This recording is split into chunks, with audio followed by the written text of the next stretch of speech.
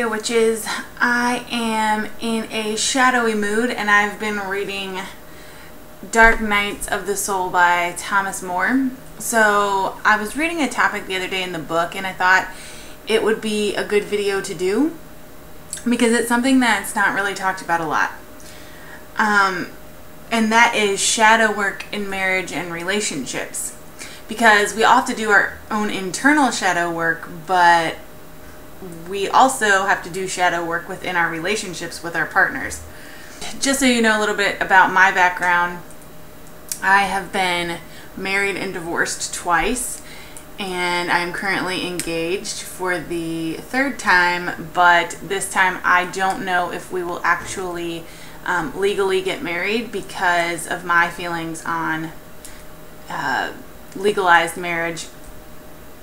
However, I thought that because of my plethora of experience, this would be a good topic for me to talk about.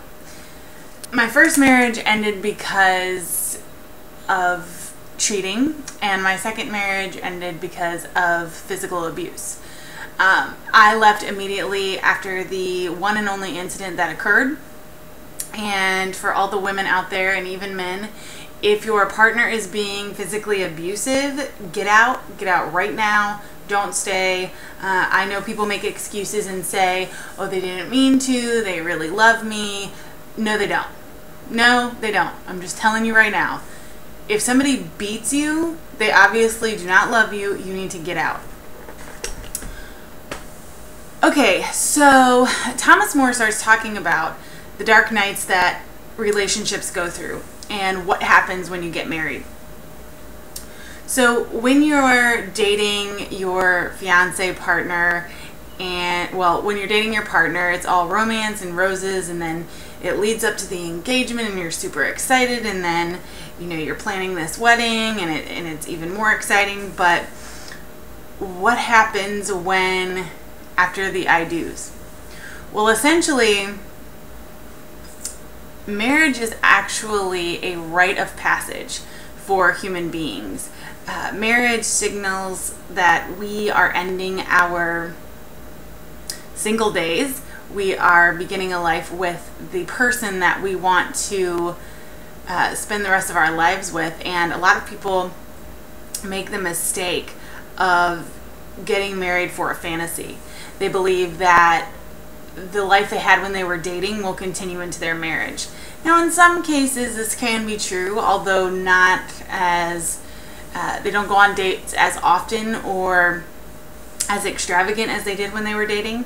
But most cases, this is not true. Do not get married for the romantic portion of the relationship, because after you get married, 9 times out of 10, that aspect of the relationship kind of settles or dies down, and you guys get into a routine, which isn't a bad thing. But again, if you're completely getting married for the romantic aspect of a relationship, you just might as well put your marriage on hold. Stay engaged.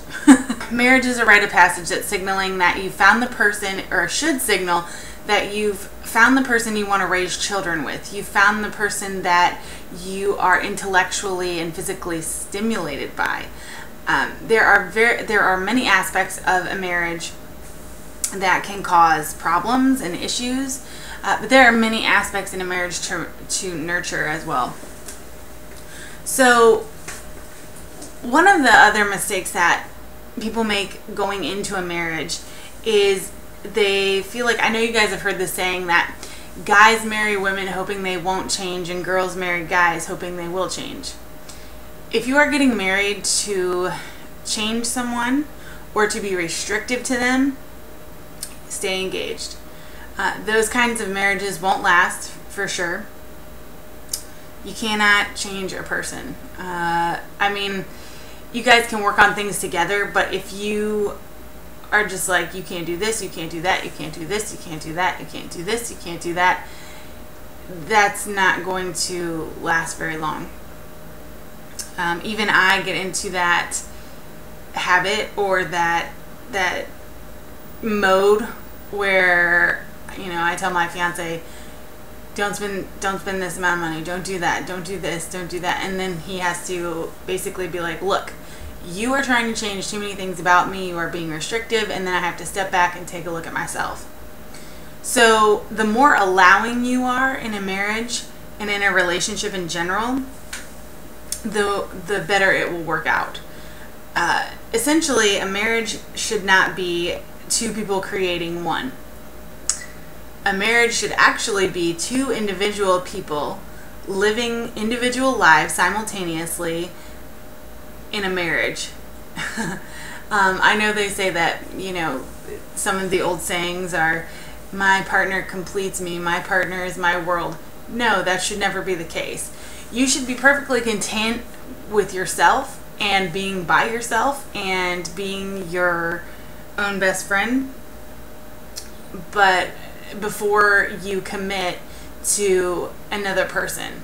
Now, when I say it's two individual people living individual lives, the marriage part comes in when you guys learn to navigate your shadows together. You learn to support each other in your endeavors, in your projects, in what you want to, you know, your dreams and goals. And that's what a marriage should really be.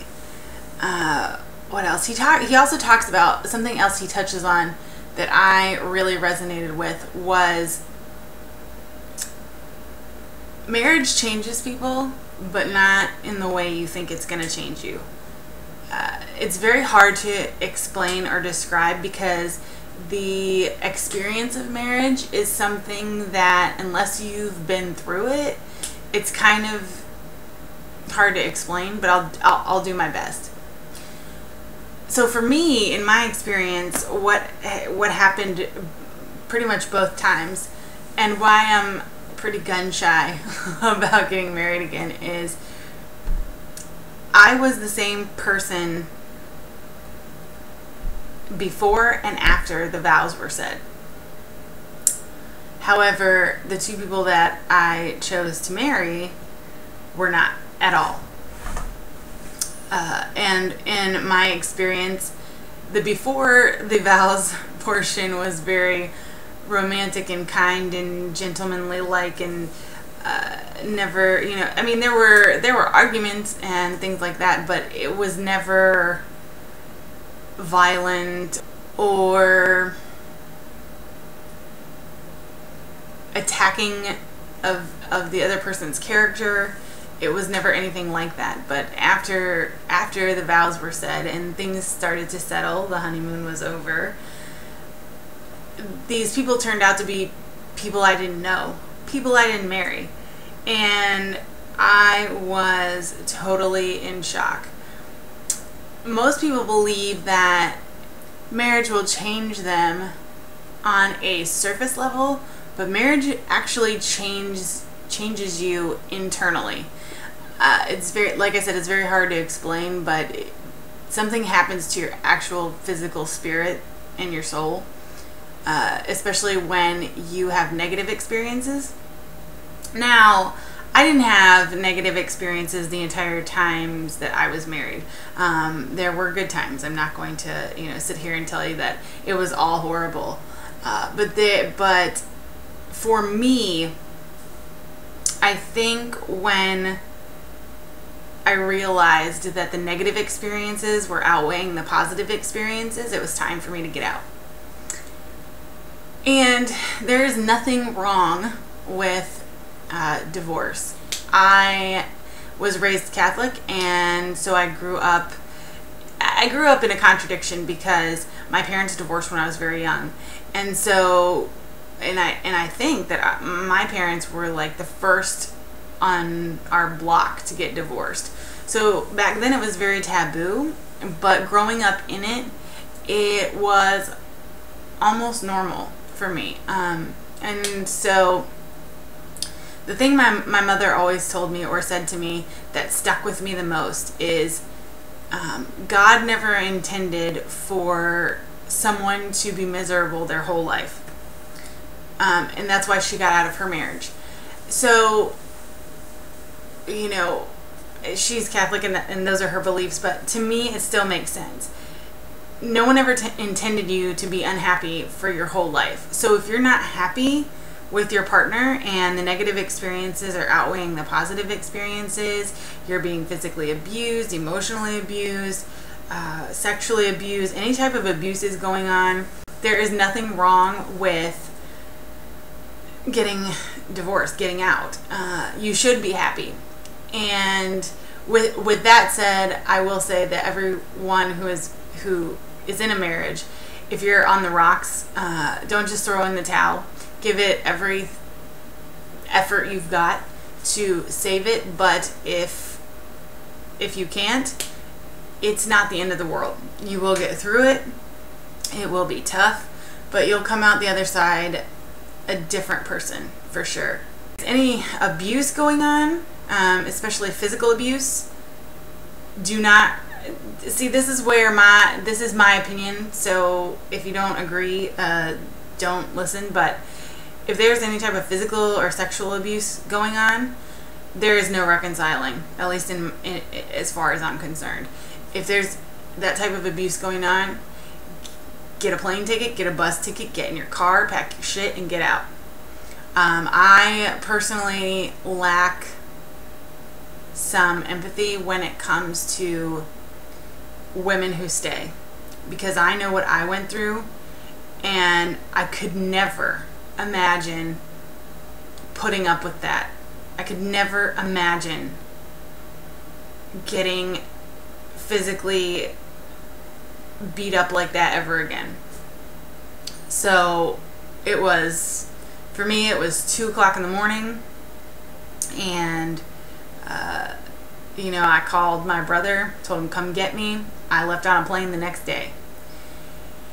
And my ex was drunk at the time.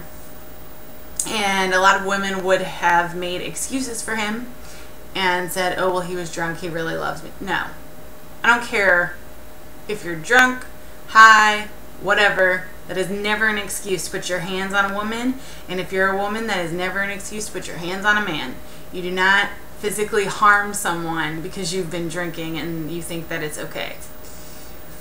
But anyways, back to what I was saying. So just when you're going into a marriage, just understand that everything that has happened thus far up to the wedding is completely different than what will happen after those vows are spoken. And if you are going into it imagining that you guys will live in a fantasy world where you'll never argue about money or sex or have any disagreements, you should just stay dating or engaged, because marriage is a whole other world. And if you're not prepared, if you're not well prepared for the emotional aspects of the navigation of a marriage, then you're going to suffer internally, emotionally, traumatically. So just wanted to do a little video on shadow working and dark nights in a marriage/relationship. I hope you guys have enjoyed this, and I can't wait to hear your comments. Again, everything in this video, as I say in all my videos, is my opinions and expressions of my views. Alright guys, I will see you next time.